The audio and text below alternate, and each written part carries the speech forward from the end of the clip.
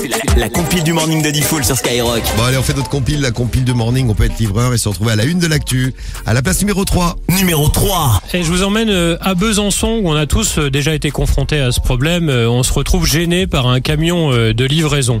Bon bah dans ces cas-là, ce qu'on fait, soit on patiente gentiment, soit on klaxonne un petit peu énervé. Et puis on attend le livreur, quoi. On l'engueule au pire.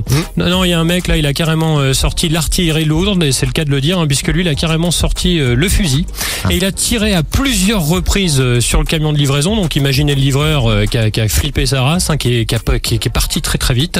Et les policiers l'ont interpellé quelques heures plus tard dans un hôtel en train de faire l'amour avec sa femme.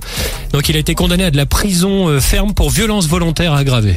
Pas facile d'être livreur. Hein. Ah non, effectivement. Pas facile d'être livreur, mais pas facile d'être livré non plus. Numéro 2. Ce qui est passé en Californie, c'est un livreur qui s'est présenté avec un colis au domicile d'un couple. Bon, personne ne répond. Il se dit, je vais laisser le colis, je vais le coincer vers la porte, et le coince sur la poignée de la porte d'entrée de la maison. Le problème, c'est que le paquet a bloqué la porte du destinataire. Le mec était enfermé chez lui, il avait pas répondu, et s'est retrouvé définitivement enfermé chez lui, puisqu'avec le loquet, impossible d'ouvrir la porte. Donc le mec enfermé à l'intérieur, il a dû appeler les secours pour sortir de chez lui, et il a porté plainte contre le livreur. Pas facile d'être livreur, hein. Non. Qui s'est excusé de cette petite erreur. Enfin bon, c'est marrant d'imaginer le mec qui a pas répondu être coincé à la maison là. On l'a tous fait de pas répondre, hein, des fois quand ça sonne. Oui, c'est vrai.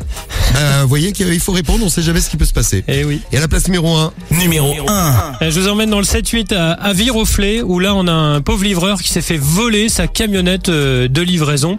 Alors celui qui l'a volé, c'était un détenu en semi-liberté. L'homme de 29 ans avait été condamné pour une affaire de stup, et donc là il était en permission. Sauf que quand il s'est fait choper aux abords de la maison d'arrêt de Versailles, il a expliqué pourquoi il avait volé le camion de livraison. Et c'est parce qu'il voulait regagner sa prison à l'heure. Ah c'est bien. Il était en retard, donc il a volé le camion du livreur. Écoute, c'est sympa, ça part d'une bonne intention. Voilà, c'est ça. C'est ça. Il a volé, mais pour la bonne cause. Bravo à lui. Ouais, voilà. Il a repris un peu plus du coup. Malheureusement.